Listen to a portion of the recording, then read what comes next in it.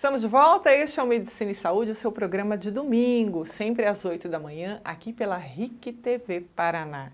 Eu estou entrevistando o médico gastroenterologista, Dr. Mauro Bonato, sobre doença celíaca. Dr. Mauro, o senhor estava falando agora há pouco a respeito dos sintomas, né? Muito claro aí as formas como a doença celíaca pode se manifestar. Mas não é fácil a gente se confundir com algum outro tipo de doença? Como é que a gente faz aí? Realmente, excelente pergunta, Soraya, porque a gente hoje está na moda, né, dieta isenta do glúten para pessoa numa academia, nutricionista, quer emagrecer. Então, esse é um problema muito grave para a gente médico diagnosticar o paciente, porque quando você retira a dieta do glúten, faz a dieta do glúten, retira o glúten da alimentação, a pessoa começa a normalizar a atrofia do adenal, a atrofia intestinal que ocorre, começa a melhorar, os anticorpos começam a desaparecer e aí isso volta ao normal e a gente depois não consegue diagnosticar se era uma doença celíaca ou era uma sensibilidade ao glúten. Então, é muito parecido a sensibilidade ao glúten, que a pessoa tem sintomas quando ingere glúten, né, que contém o tríplice, aveia, cevada e malte, né, que algum malte também está envolvido, né, mas enfim, aí esses alimentos acabam, a pessoa tendo sintomas, ela, será que eu não sou celíaco? Pode ser sensível ao glúten, então isso é uma das diagnóstico diferencial que deve ser feito antes de retirar o glúten da alimentação. Certo. Doutor Mauro, feito o diagnóstico, tem tratamento adequado? A doença celíaca é uma doença curável? A doença celíaca tem um tratamento atual, dieta total do glúten, até que se descubra alguma coisa. Recentemente estive no simpósio de 2 dias somente de doença celíaca. Existem estudos já em andamento de algumas possibilidades, mas nenhuma ainda está nas fases de utilização, só estudos, onde as alterações ocorrem ali na autoimunidade em agir lá nas células e tal, bem complexo. No futuro, provavelmente nós teremos alguma coisa. Por enquanto, dieta isenta do glúten total. Certo, certíssimo.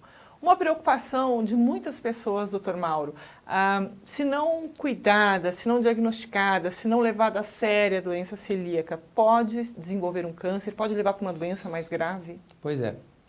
Então, não é uma pressão em quem tem que fazer dieta isenta do glúten é celíaco, mas esse argumento muitas vezes é importante porque o paciente não tem a noção da gravidade da agressão do glúten no seu organismo, né? Por mais que expliquem, né? Quem é mais ligado assim consegue explicar um pouquinho melhor, mas quem já às vezes não explica tão bem. E eu participei de uma mesa nesse simpósio lá em Buenos Aires a respeito de doença celíaca refratária, tipo 1, tipo 2. Então, são refratários, quer dizer que mesmo com dieta isenta do glúten, a pessoa não melhora e evolui para um linfoma, que é um câncer, gravíssimo quando descoberto, tem 50% de chance de viver 5 anos. Né? Então, existe essa possibilidade de desenvolver um linfoma de células T. E alguns pacientes não melhoram, né? São esses que não melhoram, que chegam a esse diagnóstico. E aqueles mais velhos, que diagnosticaram a doença com idade já acima de 50 anos. E eles tiveram muito tempo doença celíaca e não foram diagnosticados. Nós fizemos um estudo há anos atrás que a pessoa, para chegar ao diagnóstico, teve 6 a 8 consultas com os mesmos sintomas. Hoje já deve estar diminuindo, porque a gente vai alertando, todas as pessoas estão mais ou menos já esclarecidas, diminuiu isso, né? Mas aí a gente deve também orientar as famílias, né? Os irmãos, o pai, a mãe, as pessoas, filhos, né? Devem ser avaliados que eles podem estar com a doença celíaca e não saber, porque 30% não tem sintomas. Exatamente. Portanto, tem um fator hereditário. é importante o diagnóstico e saber que se ingerir glúten novamente, isso aí não dá nada, vou ingerir, estou me sentindo mais ou menos, eu gosto, tá? Isso pode levar ao refratário, que aí a coisa, né, fica bem mais grave e é o que a gente tenta, né, sempre falar para evitar isso.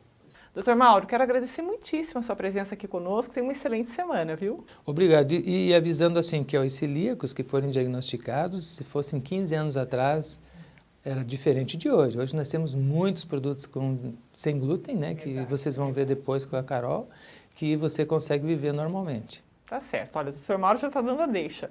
O glúten é o grande vilão da doença celíaca, mas você sabe realmente onde ele está presente? Quais as consequências alimentares da falta de ingestão do glúten para quem não tem problema de doença celíaca ou para quem tem? Quem vai explicar para a gente é a nutricionista clínica Caroline Doneda.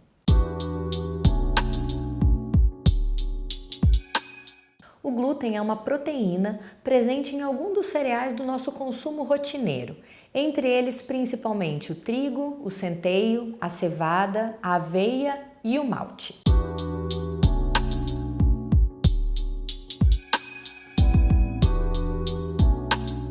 Após o diagnóstico definitivo de doença celíaca, o acompanhamento de um profissional nutricionista é extremamente importante para que se possa ter sucesso no resultado do tratamento. Hoje em dia, não existe outro tratamento para a doença celíaca além da restrição completa do glúten. O médico pode fazer uma orientação inicial, mas o acompanhamento com o nutricionista se torna extremamente importante na organização da dieta de cada indivíduo.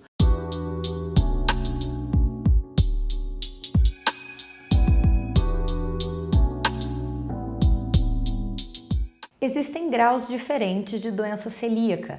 Esses graus são avaliados pela lesão que a doença já provocou na mucosa intestinal do indivíduo celíaco. Independente do grau de doença, o tratamento é o mesmo. A restrição do glúten é definitiva para qualquer paciente celíaco, independente do grau da doença. O que vai mudar são os sintomas e até mesmo as necessidades de reposição de vitaminas, de probióticos, de suplementos para tratamento da flora intestinal. Mas em relação à restrição, até o momento que nós temos de conduta é a mesma para todos os graus de doença.